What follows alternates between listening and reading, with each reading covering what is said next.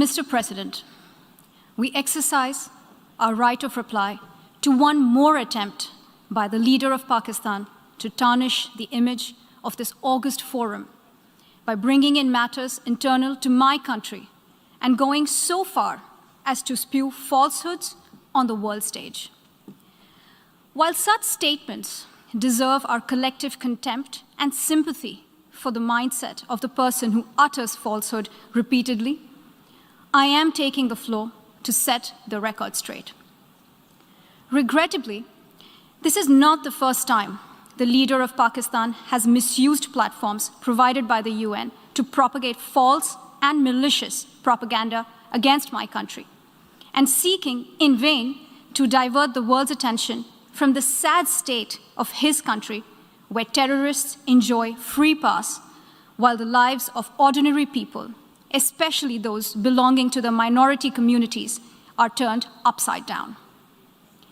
Mr. President, member states are aware that Pakistan has an established history and policy of harboring, aiding, and actively supporting terrorists. This is a country which has been globally recognized as one openly supporting, training, financing, and arming terrorists as a matter of state policy. It holds the ignoble record of hosting the largest number of terrorists proscribed by the UN Security Council. Mr. President, we marked the solemn occasion of the 20th anniversary of the 9/11 terror attacks just a few days back. The world has not forgotten that the mastermind behind that dastardly event, Osama bin Laden, got shelter in Pakistan. Pakistan leadership continues to glorify him as a martyr. Regrettably, even today, we heard the leader of Pakistan trying to justify acts of terror. Such defense of terrorism is unacceptable in the modern world. We keep hearing that Pakistan is a victim of terrorism. This is the country which is an arsonist disguising itself as a firefighter. Pakistan nurtures terrorists in their backyard in the hope that they will only harm their neighbors. Our region, in fact, the entire world, has suffered because of their policies. On the other hand, they are trying to cover up sectarian violence in their country as acts of terror. Mr. President, this is also the country that still holds the despicable record in our region of having executed a religious and cultural genocide against the people of what is now Bangladesh. As we mark the 50th anniversary this year of that horrid event in history, there is not even an acknowledgement, much less accountability.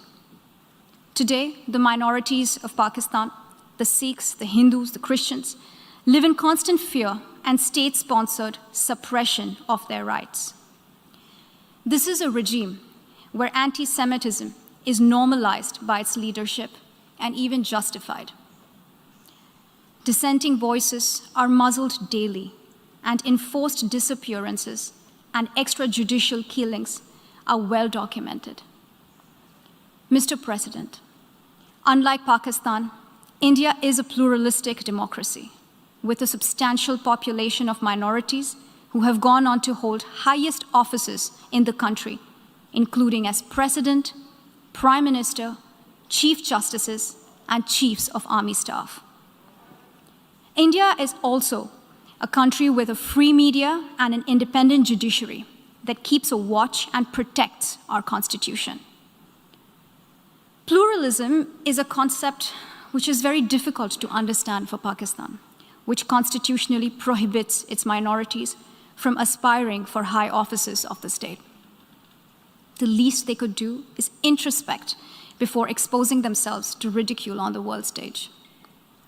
Finally, Mr. President, let me reiterate here that the entire Union territories of Jammu and Kashmir and Ladakh were, are, and will always be an integral and inalienable part of India. This includes the areas that are under the illegal occupation of Pakistan. We call upon Pakistan to immediately vacate all areas under its illegal occupation. Mr. President, Allow me to be categorical about India's position. We desire normal relations with all our neighbors, including Pakistan. However, it is for Pakistan to work sincerely towards creating a conducive atmosphere, including by taking credible, verifiable, and irreversible actions to not allow any territory under its control to be used for cross-border terrorism against India in any manner. I thank you, Mr. President.